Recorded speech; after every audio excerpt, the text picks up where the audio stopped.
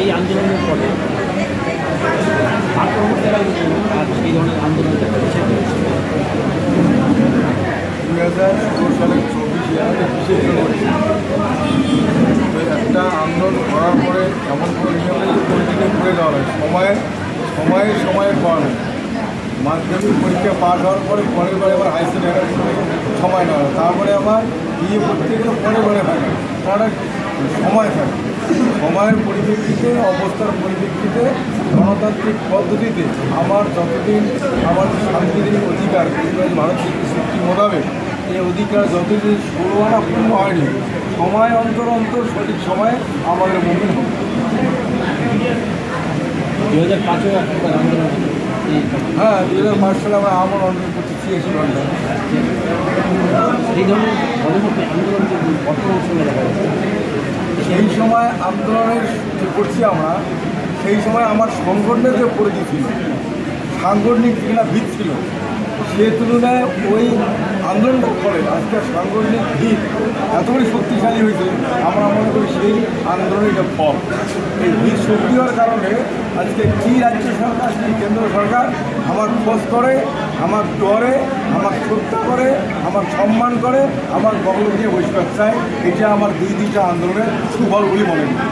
এই আপনাদের মধ্যে একটা দ্বিতীয় বিভক্ত, হ্যাঁ, এই দ্বিতীয় বিভক্ত দেখা যাচ্ছে। না না, এটা তোমরা দেখেন রসুন গাড়ির সময় বিভিন্ন ধরনের ফোটে গাড়ে, পুলিশ সময় ওষুধের টিকা সত্যি আসতে এটাই আমরা জানি।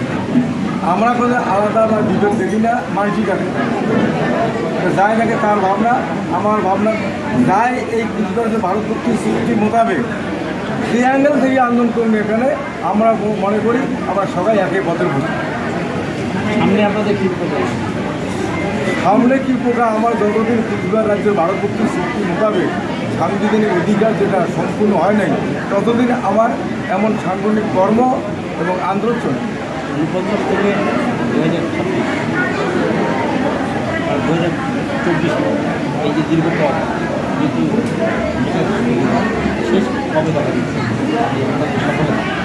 এটা তো আমরা এখন জ্যোতিষী নয়, আমরা কেমনই করবো, তবে আমরা আশাবাদী সত্য প্রতিষ্ঠিত হবে। যদি হয় ভালো হবে। নির্দিষ্ট সময় কাল করবে সরকার, ক্ষমতাসীন সরকার জনগণের ভোট নিয়ে ক্ষমতার বসে উনিও করার বেলা যে কঠিন থাকে। আর এটা তো সাংবিধানিক ব্যাপার, আমার যে চুক্তিটা সম্পূর্ণরূপে ঢাকি দিতে উদ্যোগের ফলে তো কঠিন কাজ। তো এটা মানে নমুনা বা যে সূত্র বেরিয়েছে তাদের সত্য বক্তব্য প্রতিষ্ঠিত।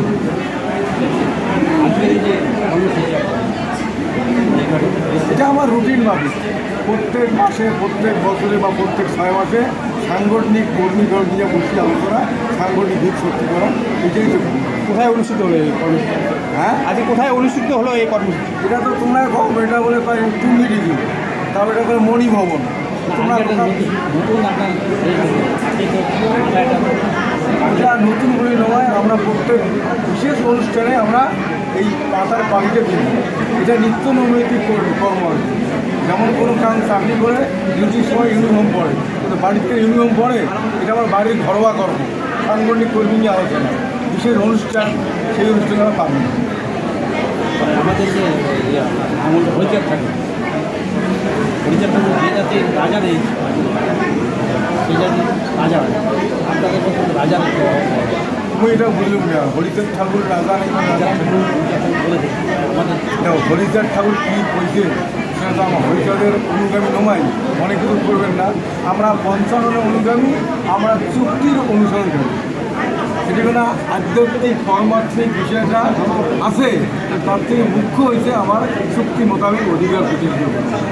আপনাদের মানে প্রতিনিধি যারা, আপনাদের কমিউনিটি যারা, তারা তো কেন্দ্রে আছে, তাদের মানে ভূমিকা থেকে আপনাদের সকালে স্পষ্ট হয়ে গেছে আমার কায় কেন্দ্র আছে, কায় রাজ্য আছে। মানে আপনার দেখো, আমার রাজবংশী মানুষ যদি কম, এই রাজবংশী মানুষ তৃণমূলত আছে, দিল্লির প্রতিনিধি। এই রাজবংশী মানুষ বিজেপিরও আছে, দিল্লির প্রতিনিধি। যে মানুষগুলো রাজবংশী মানুষ কোনো পলিটিক্যাল পার্টির প্রতিনিধি হয়ে যে প্রতিনিধিত্ব করে, সেই ব্যাপারে আমার কোনো মন্তব্য নেই।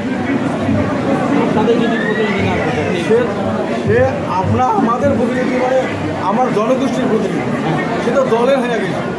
দলের ব্যাপারে যদি কাম যায় সেই ব্যাপারে আমার মন্তব্য নেই, দল সেই ব্যাপারে মন্তব্য।